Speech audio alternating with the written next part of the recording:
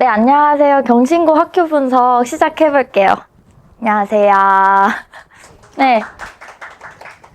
일단 정말 그래도 여기까지 되게 먼 자리실 텐데 이렇게 추운 날에 여기까지 와주셔서 정말 다들 너무 감사드려요. 네. 네, 일단 제가 어떠한 목차로 설명회를 진행을 하게 될지 이 목차 순서부터 제가 설명드릴 거예요. 네, 첫 번째로 경신고 수학 출제 경향에 대해서 분석을 먼저 할 거고요. 경신고가 어떻게 수학 출제가 되고 있는지에 대해서 상세히 제가 다 말씀을 드릴 거예요. 그 다음에 경신고는 주요 문항들이 어떤 식으로 출제가 되는지도 몇 문항을 제가 가져올 거고 그렇게 보여드릴 거예요. 네, 그 다음으로 이 경신고 수학을 어떻게 대비를 하는 게 좋을까? 이게 제일 중요하죠. 우리 아이가 좋은 성적을 받아야 되기 때문에. 네, 그거에 대해서도 이제 대비 전략, 어떻게 대비를 시키는지에 대해서 저만의 팁 이런 것도 설명을 같이 드릴 거고, 마지막으로 제가 어떻게 티칭을 하고 아이들을 어떻게 관리하면 어떻게 공부시키고 어떻게 성적을 올리는지에 대해서 설명을 드릴 거예요. 네, 일단 제 소개부터 드릴게요. 네, 저는 전서희라고 하고요. 네, 저는 성균관대 수학과를 주전공으로 졸업을 했고요. 제가 욕심이 좀 많아서 공대도 복전을 했어요. 네, 그리고 제 경력사항을 좀 말씀을 드리자면 다들 시대인재라고 들어보셨을까요? 굉장히 큰 대형 학원인데, 그리고 학군지인 목동에서 제가 가르쳤었습니다. 아이들이 굉장히 상위권 티어들이었고 그때 의대반을 집중적으로 담당을 했었고, 그렇기 때문에 제가 학군지 경험도 있다는 거 그렇게 말씀드리면서, 그리고 저는 서울사대부고라고 요 옆에 있는 학교인데 다들 아시죠? 네, 저는 이제 서울사대부고에서 이제 보충 수업 멘토링 네, 교사도 했었어요. 그래서 이렇게 그때 이제 서울사대부고뿐만이 아니라 성북구 지역이 어떻게 출제가 되는지에 대해서 그때 많이 익혔던 것 같아요. 네, 저 일단 목차로 경신고 학교에 대한 설명 들어가기 전에 일단 2022 교육개정이 바뀌었잖아요. 네, 바뀐 지 좀 됐지만 그래도 좀 간편하게 제가 말씀드리면서 경신고를 어떻게 대비하면 좋을지를 같이 겸비하면서 말씀드릴게요. 일단 제일 큰 변화죠. 제일 큰 혁명입니다. 9등급제가 5등급제로 바뀌었어요. 다들 알고 계시겠지만 생각보다 이게 굉장히 큰 영역을 차지해요.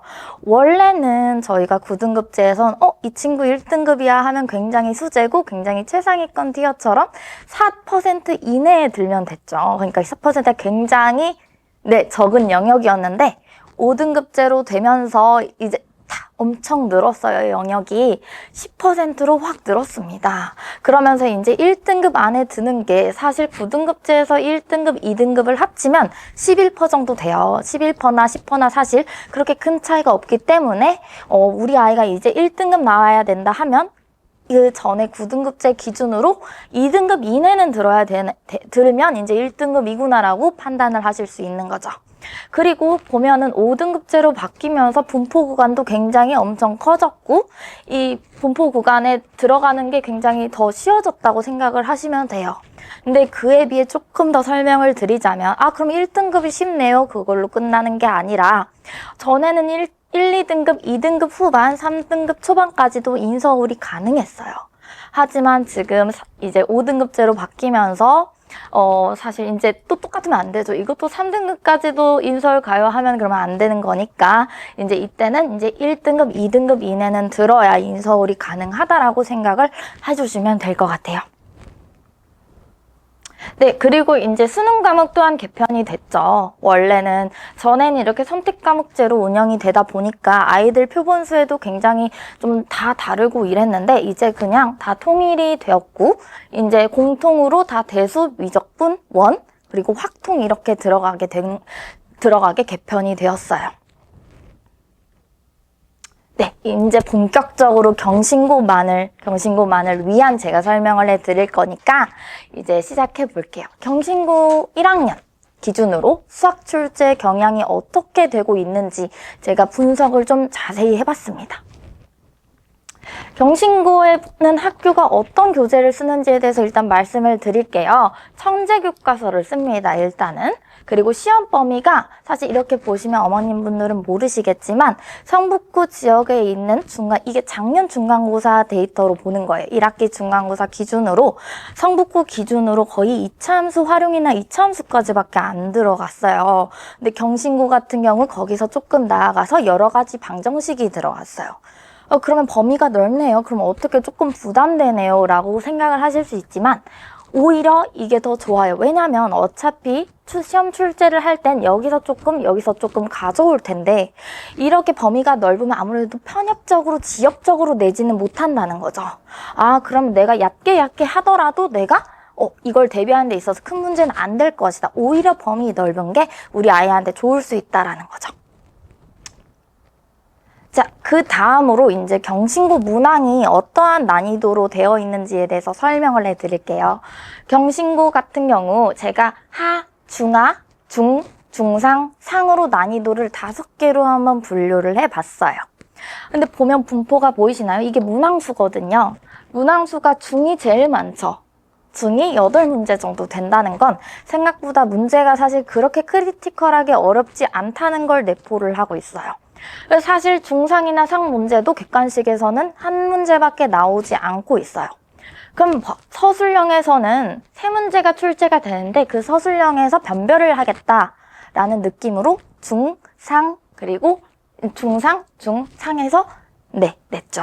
그러니까 이 말은 어느 정도 1등급과 2등급을 분별하는 데 있어서 이렇게 상문제를 낼 수밖에 없죠. 그래서 이것만 잘 알고 계시면 될 것 같고 그래도 결론적으로 우리 아이가 조금만 공부를 하면 중문제는 다 맞춰간다면 2등급 이내, 3등급 초반까지는 다 들 수 있다는 걸 말씀을 드릴 수 있죠.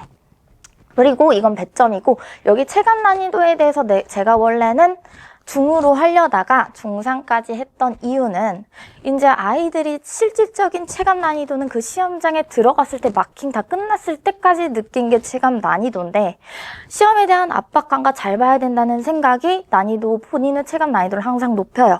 그러다 보니까 중이라고 하기에는 아이들이 그때 체감할 때는 어려웠어요 라고 할 수도 있고 그때 압박감 때문에 실수하는 것까지 겸비를 하면 중상까지 느껴질 수 있다는 내용이에요. 정말 편안하게 풀면 사실 중이죠. 근데 시험 시간에는 편안할 수가 없기 때문에 그렇게 적어봤고요. 이거는 이제 제가 좀 다음 장에서 설명 더 다시 드릴게요. 그래서 제가 경신고 특징에 대해서 설명을 해드릴 건데 아까 말씀드렸던 거랑 많이 겹쳐요. 첫 번째로 난이도가 생각보다 평이하게 출제가 돼요. 그러다 보니까 우리 아이들이 평이한 난이도는 사실 어느 정도 유형만 다 체화가 된다면 그렇게 접근하는 데 있어서 수학적인 해석력과 사고력을 기르는 문제들은 그렇게 많이 출제가 되지 않는다는 거고요. 그리고 교과서 활용도가 매년 매일매일 높아요. 그래서 교과서를 좀 정복을 하고 이 교과서에서 좀 체화할 수 있도록 한다는 건 고난이도는 그렇게 나오지 않다는 거랑 일맥상통한 말이죠. 그리고 세 번째로는 모의고사 연관성이 그렇게 높지 않아요. 저희가 흔히 말하는 모의고사라 하면 평가원이 내는 수능까지 확장을 했을 때의 수학적 해석력인데 모의고사라는 건 신유형 그리고 보지도 못했던 문제를 정말 해석을 하고 신유형에 접근하는 그 수학적 사고력이 길러야 되는데 그런 문제는 거의 안 나온다고 보시면 돼요.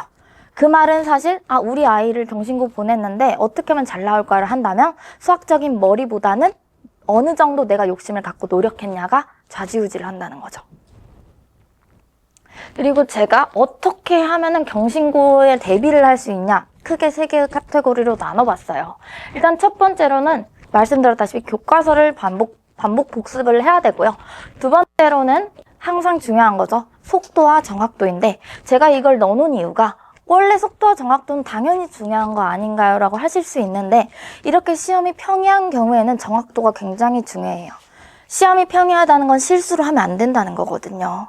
우리 아이가 좀 털털해요. 이러면 등급이 한두 문제 틀려도 우리 다 같이 쉬웠는데 이렇게 느끼면 다 같이 평균이 올라가면 내가 한두 문제만 타격을 가지고 실수를 하면 2등급이 3등급으로 바뀔 수도 있다는 걸 내포하기 때문에 정확도를 굉장히 높여야 됩니다. 시험 시간에 여유 있는 마음으로 너무 조급해하지 않고 이 문제 내가 어디서 어차피 봤던 거야 하는 멘탈, 그것도 제일 중요해요. 이렇게 평이한 경우에는.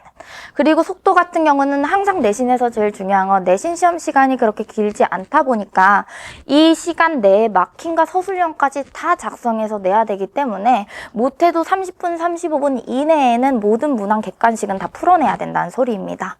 그 뜻은 사실 객관식이 평이하니까 최대한 다 노력을 해서 내가 풀 수 있는 거를 최대한 빠른 시간 내에 풀어내야 된다는 건 모든 유형이 다 체화가 되어 있을 때 된다는 거죠. 네, 그 다음 목차로 주요 문항에 대해서 제가 이제 확실히 진짜 어떤 문제가 출제됐는지 다들 궁금해 하시잖아요. 제가 몇 문제 가져와 봤어요. 같이 봅시다. 일단 이게 난이도 중상 문제인데요. 여기 보시면 이게 작년 1학기 중간 13번 문제로 되어 있어요.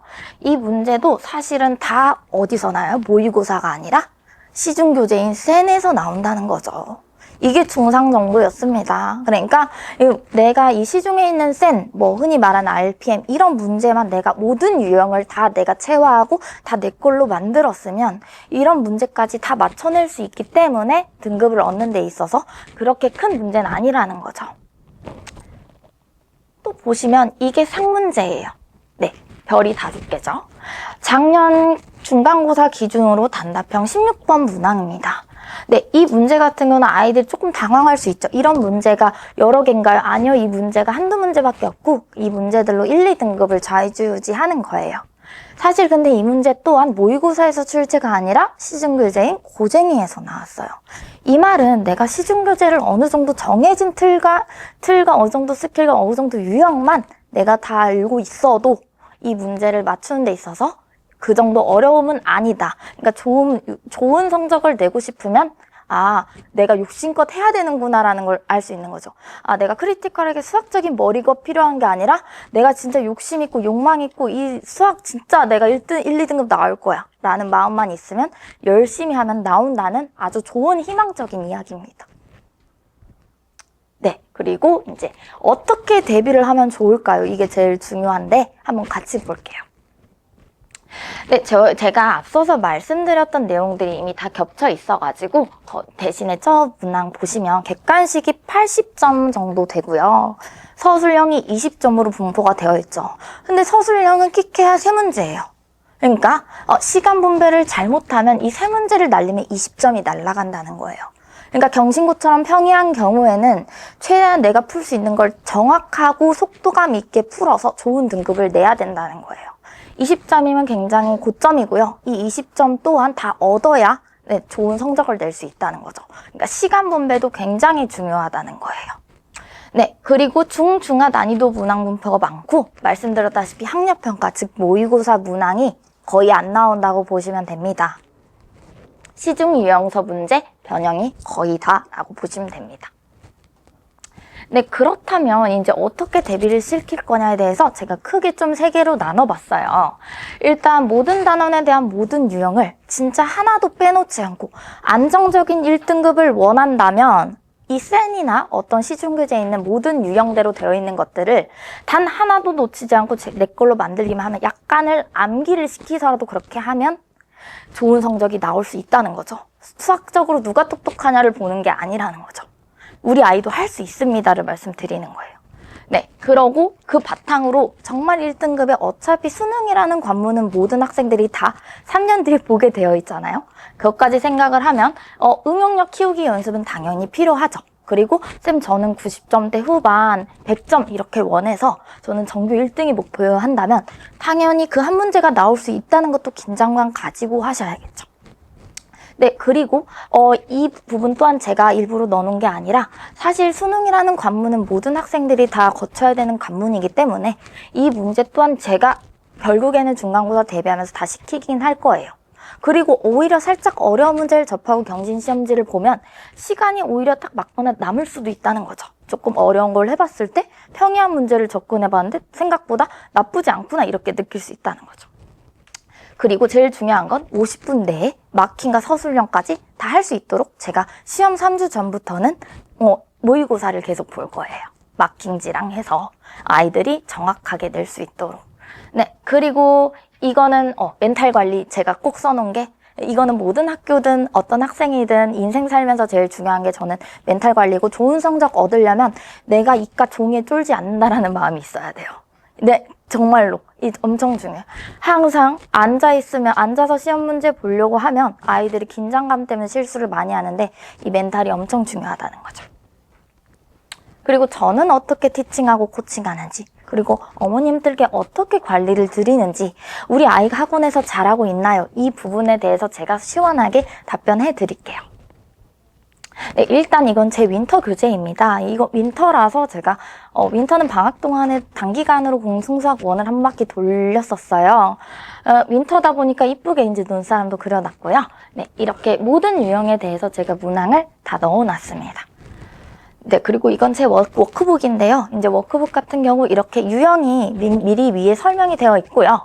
이렇게 쌤처럼 모든 유형을 제가 다 넣어놨어요. 그래서 이미 제 학생들 윈터 수업을 들은 아이들은 이 문제들로 모든 유형을 다 정복하고 한 바퀴를 돌렸다라고 보시면 되고요. 이건 제 간단한 제 커리큘럼이에요. 그냥 이런 교재들이 있고요. 그 다음에 마지막으로 어떻게 이게 교재 내지인데요. 개념이 이렇게 많이 들어가 있고, 이렇게 잘 교재가 선정이 되었다라는 거 말씀드리면서, 제가 어떻게 클리닉을 시스템을 돌아가는지 제일 궁금해 하실 텐데, 저는 아이들 편애하는 걸 별로 안 좋아합니다. 그러다 보니까 한 학생을 1시간 봐주고 한 학생을 5분 봐주고 이러면 안 되잖아요. 똑같은 학원비를 냈는데. 그러기 때문에 저는 아이들을 이렇게 시간별로 이렇게 나눠서 질문할 수 있는 시간을 다 분배를 해요. 15분 동안 이 질문 그럼 빠삭하게 해야 되고, 그래도 다른 학생 질문을 받아줘야 되기 때문에 좀 정확하게 이렇게 하려고 하고, 만약에 이제 강의실 대여를 했으면 좀 습기가 없고 질문하길 꺼려하는 학생들이 생각보다 많아요. 그러다 보니까 질문을 해놓고 쌤이랑 아직 안 친한데 이럴 수 있기 때문에 제가 항상 클리닉 강의실은 돌아다니면서 좀 습기 없는 아이들한테도 질문할 수 있도록 옆에서 보면서 이거잖아 해주기 때문에 아이들 한 명 한 명 케어하는 데는 굉장히 자신이 있습니다. 그리고 저 같은 경우는 조교를 같이 쓰고 있는데, 조교쌤과 같이 동시 클리닉 하기 때문에 인원이 많더라도 한 명 한 명 케어하는 데에선 지장이 없을 겁니다. 네, 그리고 제가 어떻게 카톡으로 매일매일 피드백을 드리는지 말씀을 드릴게요. 이게 제가 항상 보내는 제 카톡 어머님들께 보낸 전송드린 카카오톡 메시지인데요. 저렇게 자세하게 보내드리는 편입니다. 이제 어머님들께 수업 회차, 그리고 오늘은 수업 몇 번째인지, 그리고 수업 시간표, 그리고 오늘 아이들의 태도는 어땠는지 항상 보내드려요. 그리고 오늘 아이가 과제는 얼마나 해왔는지, 달성률 80% 이런 식으로 다 보내드리고, 오늘 나간 부분도 다항식의 응용인지 개념인지도 자세히 적어 드릴 거고요. 마지막으로 아이에 대한 전달 사항을 항상 꼭 드리는데요. 우리 아이가 오늘은 질문을 많이 했어요. 아이가 그러면서 뿌듯해 했어요. 이런 것도 다 책에 길게는 10줄씩 보내드리고 있습니다. 매일매일. 그리고 제일 중요한 건 매일매일 전 데일리 테스트를 보는데, 데일리 테스트도 평균이랑 같이 아이들이 평균보다 높은지 낮은지까지 다 분석해서 보내드리고 있고요. 네, 그 테스트도 항상 보내드리고 있습니다. 그리고 저는 이게 복습 영상을 올릴 때 처음에 저도 강사 생활을 하면서 복습 영상을 유튜브로 올렸었어요. 근데 유튜브가 굉장히 개방적이다 보니까 우리 아이들은 돈 내고 수업을 듣는데 개방적이면 안 되잖아요. 그래서 저는 밴드라는 곳에 올려서 우리 아이들만 권한이 가질 수 있도록 관리를 하고, 그리고 이렇게 문자로도 관리를 하고 있어요. 네, 그리고 이건 제가 자칭 황금 자료라고 아이들한테 말을 하는 건데, 여긴 성북구잖아요. 경신고 기출만 돌려서는 아이들이 대비를 할 수 없다고 저는 생각을 해요. 못해도 대치까지는 아니더라도 성북구는 다 정복을 하고 있어야 되지 않나라는 마음으로 성북구 자료를 제가 직접 만들어서 성북구 모든 기출, 옆에 학교들 모든 학교 다 포함해서 자사고까지 다 포함해서 만듭니다. 네, 그래서 이건 아이들 좀 숙제 잘했다 하면 제가 뿌려줘요. 왜냐면 아이들한테 명분이 생기고, 나도 있으면 열심히 하면 나 숙제 열심히 해야겠다라는 명분이 생기기 때문에 그렇게 나눠주고 있고요. 이제 마지막으로 이제 제 시간표에 대해서 궁금해 하실 것 같아서 넣어봤어요. 네, 일단 저는 상위권, 중위권, 하위권 다 들어가고 있어요. 네, 그래서 상위권 수업은 이제 에세이반이에요. 네, 상위권 수업 이렇게 토요일, 수요일, 그리고 중위권 토요일, 그리고 화요일, 그리고 이 하위권 일요일 그리고 목요일 이렇게 진행이 되고요. 이렇게 모두 다 주말 한 번 그리고 평일 한 번으로 진행이 되니까 잘 기억해 주시면 될 것 같고요. 네, 최선을 다해서 가르치겠습니다. 감사합니다.